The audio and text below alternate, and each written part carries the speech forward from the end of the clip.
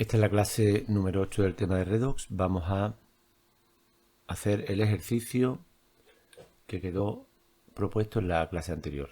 Dice lo siguiente: escribe la notación de una pila formada por los pares redox plomo 2 plomo, hierro 3 hierro, sabiendo que las sales son nitrato en el caso del plomo y cloruros en el caso de los hierros, y de concentración 1 mol por litro. Hay que predecir la reacción que se producirá y la fuerza electromotriz. O sea, reacción y fuerza electromotriz. Vamos a ver los potenciales. Esta es la tabla de potenciales que tenemos. Vemos que el plomo lo tenemos aquí y que el hierro 3 y hierro 2 lo tenemos aquí.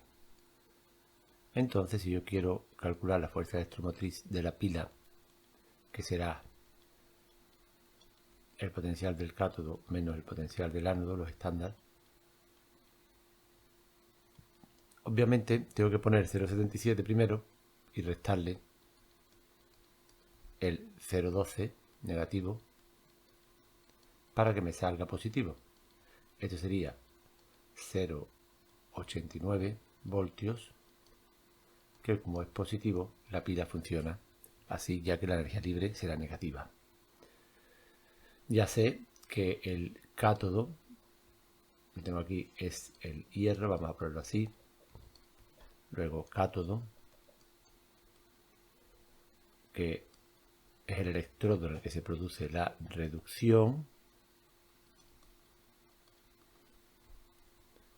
Pues si tiene que reducirse, pasará de hierro 3 más un electrón a hierro 2.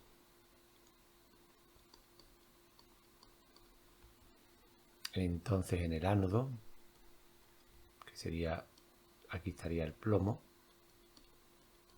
el ánodo, será la oxidación.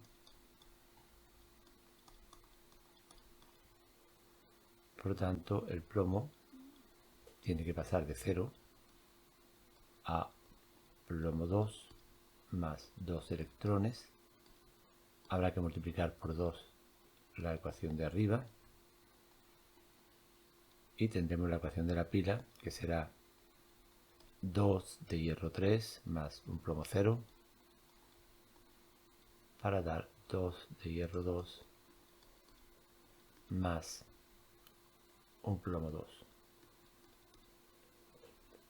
Ya tenemos predicha la reacción que se producirá en la pila, ya tenemos su fuerza electromotriz. Nos queda, por tanto, escribir la notación. La notación será, pues escribo primero el ánodo, que sería un ánodo de plomo, tendremos plomo 0, ¿no?, sólido, que estaría en contacto con una disolución de nitrato de plomo. Ponemos el nitrato de plomo, que será 1 mol por litro, o 1 molar también se puede escribir. Estaría en contacto con el puente salino, en contacto con una disolución de cloruro de hierro 3, 1 mol por litro, hierro 3, 1 mol por litro, y en contacto con un electrodo que no tiene por qué ser de hierro. Podríamos poner, por ejemplo, un electrodo de platino. Podemos poner o de platino, de grafito, de lo que ya nos interese. No nos lo dicen, pero bueno, no tiene por qué ser un electrodo de hierro. Podría ponerse hierro aquí también, cualquier metal que hiciera de electrodo, aunque no nos lo dicen. Bueno, pues ya hemos hecho nuestro problema. Continuamos. Vamos a ver ahora las leyes de Faraday. Antes de ver las leyes, vamos a explicar qué es una cuba electrolítica. Hemos estudiado las pilas y en las pilas sabemos que mediante un puente salino, yo uno, dos disoluciones que están en contacto con los electrodos,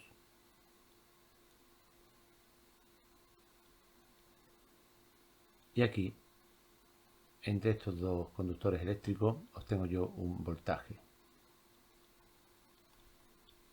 Si yo ahora invierto el voltaje, suministro de fuera un voltaje inverso, es decir, cambio el polo positivo por el negativo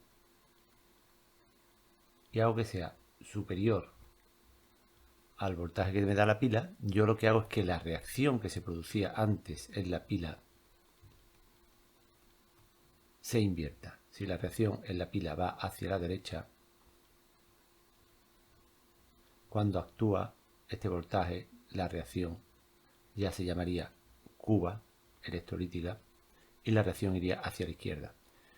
Al invertir la reacción, como la reacción es espontánea hacia la derecha, si yo la quiero invertir no necesito realmente poner los compartimentos separados, porque con los compartimentos separados lo que estoy haciendo es que la reacción no se produzca directamente entre los reactivos, sino que tenga que pasar los electrones por los conductores eléctricos para producir la reacción.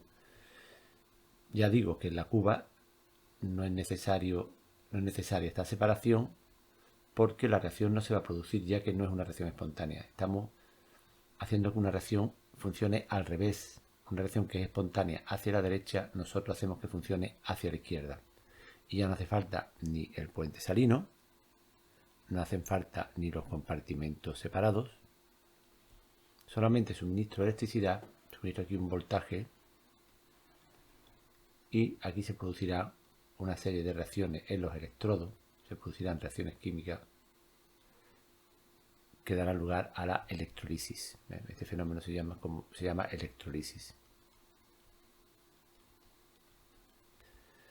Así que estoy suministrando un voltaje adecuado para producir la reacción inversa.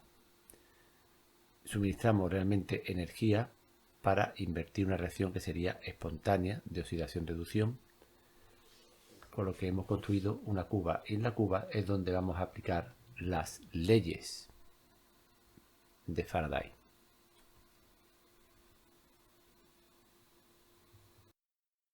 Continuamos con las leyes de Faraday. La ley más importante de Faraday nos dice lo siguiente. La cantidad de electricidad que pasa por una cuba está relacionada con la masa de metal que se deposita en el cátodo y se libera en el ánodo. Vamos a ver esto como un ejemplo. Vamos a poner aquí una cuba electrolítica grande. Vamos a poner un electrodo, por ejemplo, de cobre. Y aquí a la derecha otro electrodo también de cobre. Si ponemos una fuente de tensión aquí, de manera que mueva electrones hacia este electrodo de la izquierda, aquí tenemos una disolución en la que hemos puesto una sal de cobre 2, y decía que si movemos electrones a este electrodo será cargado negativamente, el cobre se verá atraído, el cobre 2, por el electrodo y se producirá la descarga. Aquí ocurrirá que el cobre 2 más los electrones que están siendo suministrados por la fuente a este electrodo de la izquierda dará cobre 0. Y como esto es una reducción,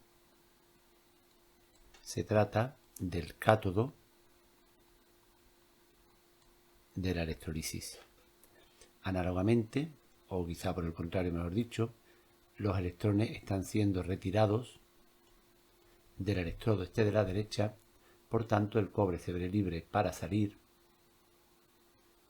porque la carga aquí se está volviendo positiva y algún cobre positivo puede salir de aquí, quitándole carga al electrodo, obviamente. Por tanto, aquí se estará dando el proceso en el que el cobre 0 que estaba en el metal, pues se transforma en cobre 2, saliendo de la disolución, más 2 electrones. Estos electrones son los que pasan por el circuito, dan la vuelta, ¿no? Podemos dibujarlo así, y llegan aquí. Lógicamente son estos mismos 2 electrones que coge este cobre. Esto sería una oxidación, continuamos. Por tanto, se trata del ánodo de la cuba. Como aquí están depositándose átomos de cobre 2, aquí la masa aumenta. Y como aquí se están eliminando cobres del metal, aquí la masa disminuye. y lo hace en una misma proporción, porque cada vez que pasan dos electrones, un átomo de cobre del electrodo de la derecha sale a la disolución y un átomo de cobre de la disolución pasaría al electrodo de la izquierda.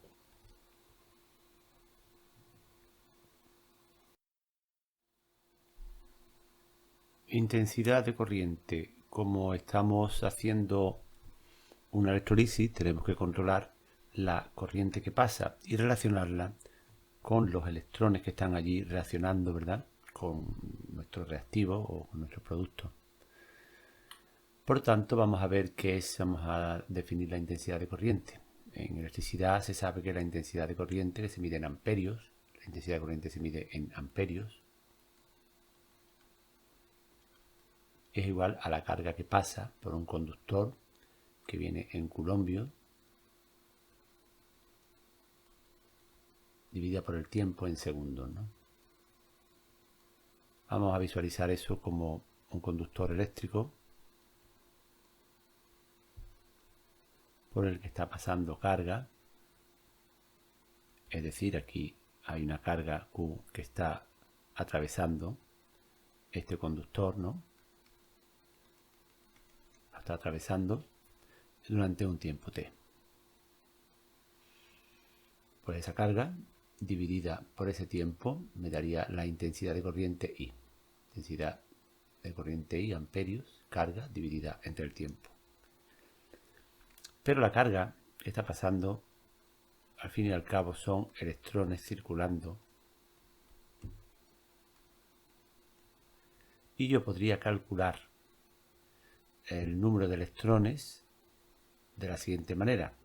Si la carga de un electrón, la llamamos carga de un electrón, y el número de electrones que tengo que están circulando, que han pasado por aquí, digamos, en un segundo, pues si yo multiplico el número de electrones por la carga de un electrón, me dará la carga total que hay.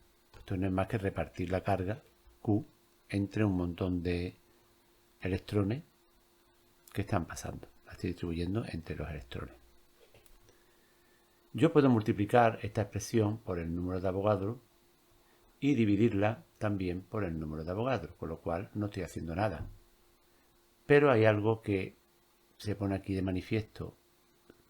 La carga de un electrón por el número de Avogadro es un número conocido, porque yo estoy multiplicando la carga de un electrón, que es un número conocido por el número de Avogadro, y si lo hacemos, esto me sale 96.500 coulombios por cada mol de electrones. Este número se llama Faraday. Y si yo divido el número de electrones entre el número de Avogadro, obtengo algo similar a los moles, ¿no? Es decir, serían moles de electrones. Luego aquí tenemos los moles de electrones por el Faraday.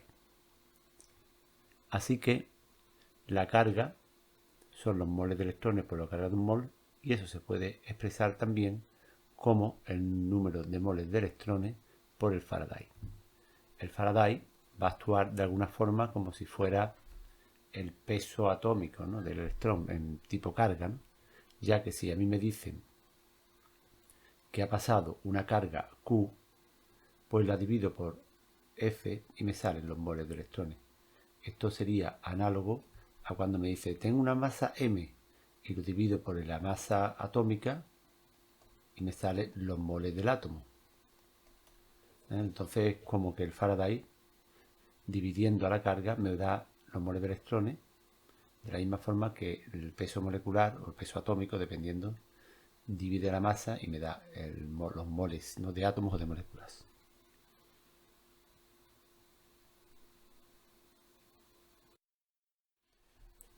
Pues estos moles de electrones que tenemos ya definidos me va a servir para tratar al electrón como si fuese una sustancia que reacciona, una sustancia en la que yo puedo calcular sus moles pues como si fuera un átomo normal, convencional.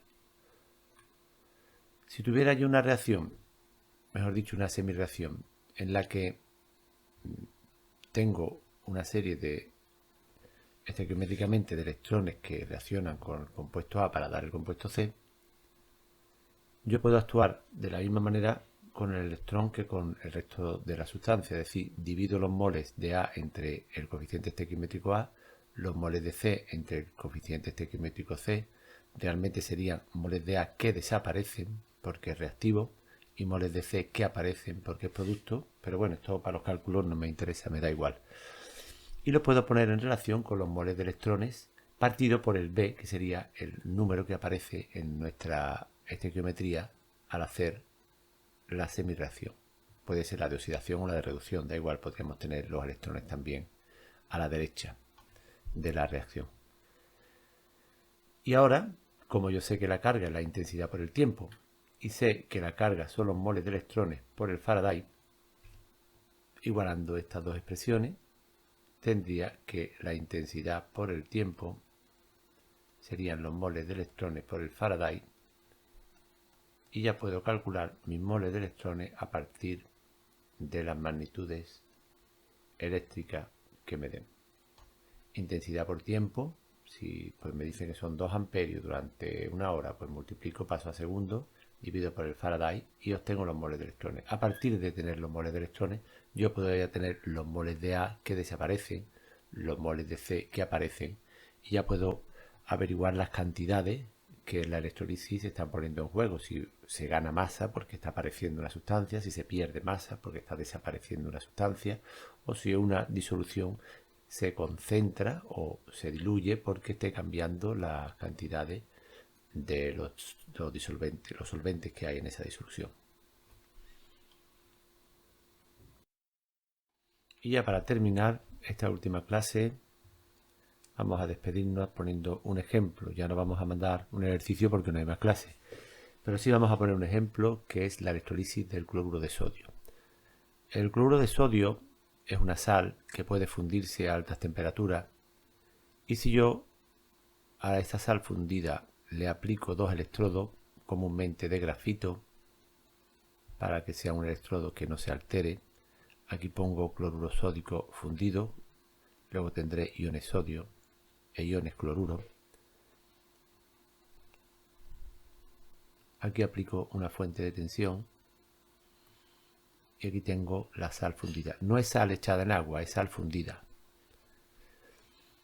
¿Qué procesos electródicos ocurrirán? Pues vamos a suponer que este es el electrodo que cargamos negativamente, acude el sodio, y obtendremos, vamos a escribirlo aquí a la derecha, que el sodio más un electrón, vamos a destacar este 1, me da sodio 0. Análogamente, si este electrodo está siendo cargado positivamente, ya decimos que estamos moviendo electrones en este sentido, el cloro se ve atraído y se producirá la descarga del cloruro, que se transformará en cloro. Aquí me hacen falta 2 más 2 electrones. Aquí hemos pasado de más 1 en el sodio, de más 1 a 0, hemos bajado, porque esto es una reducción. Obsérvese que el sodio, su estado natural sería sodio positivo, mientras que el sodio metálico no es muy estable, por eso estamos invirtiendo nosotros la reacción natural. Lo natural es que el sodio y el cloro reaccionen, pero nosotros estamos al revés, haciendo la reacción al revés. La sal la estamos descomponiendo en sustancias más inestables, el sodio y el cloro, que para lo que tenemos que aportar energía, claro. Esta sería la reducción del sodio, reducción sería, este sería el cátodo. Aquí ocurriría la oxidación del cloruro, que se produce en el ánodo. ¿Cómo pongo yo ahora en contacto los moles de electrones que tengo aquí con las cantidades de sodio metálico o de cloro que se producirán? Es decir, aquí se va a producir, alrededor de este electrodo, se va a producir pues una capa de sodio metálico, y en el otro electrodo va a aparecer burbujas de cloro que saldrán, se pueden recoger con una campana. Si ponemos aquí una campana podemos recoger el cloro. Se van a ir apareciendo burbujas de cloro que se están formando. ¿Cómo puedo yo saber la cantidad de cloro o la cantidad de sodio, o las dos, claro, que se están produciendo. Pues claro, yo voy a coger, por ejemplo, mi reacción primera y digo el sodio. Los moles de sodio que se están produciendo, estos moles de sodio, están en contacto con los moles de electrones. Como aquí es 1, sería los moles de electrones. Como el sodio tiene coeficiente 1 y el electrón tiene coeficiente 1, pues serían divididos por 1. Los moles de electrones, yo ya sé que sería la carga partido por el Faraday y la carga intensidad por tiempo partido por el Faraday. Si a mí me dicen que se pone una corriente de 2 amperios durante una hora, son 3600 segundos, pues si lo multiplico y lo divido por el Faraday, 96.500, ya tendría los moles de electrones, y en este caso serían los moles de sodio, multiplico por el peso molecular, peso atómico, perdón, del sodio, y tendría los gramos de sodio. En el caso del cloro, yo diría que los moles de cloro que se están produciendo, que están aquí hay un 1, moles de cloro divididos por 1 sería igual a los moles de electrones, y en este caso tendría que poner este 2 aquí dividido por 2. Por lo tanto me quedaría lo mismo, pues 2 amperios por 3600 partido por 96.500, pero ahora dividido por 2. Y obtendría los moles de cloro que se obtienen, y a partir de los moles de cloro, multiplicando por el peso molecular o por la ecuación de los gases, podríamos calcular el volumen de cloro. Es decir, el disponer de los moles de electrones me va a servir para calcular las cantidades que me aparecen en las diferentes reacciones y me permiten ya pues conocer todo lo que se produce, lo que se genera o lo que se pierde en esas reacciones de una forma sencilla, haciendo cálculos estequiométricos como hemos hecho toda la vida en química. Bueno, pues hasta aquí hemos llegado. Esta es la última clase. Espero que os sirvan todas estas disquisiciones y todos estos problemas que se van planteando, y ya haremos el próximo tema del curso en la siguiente entrega. Pues muchas gracias por su atención y hasta la próxima.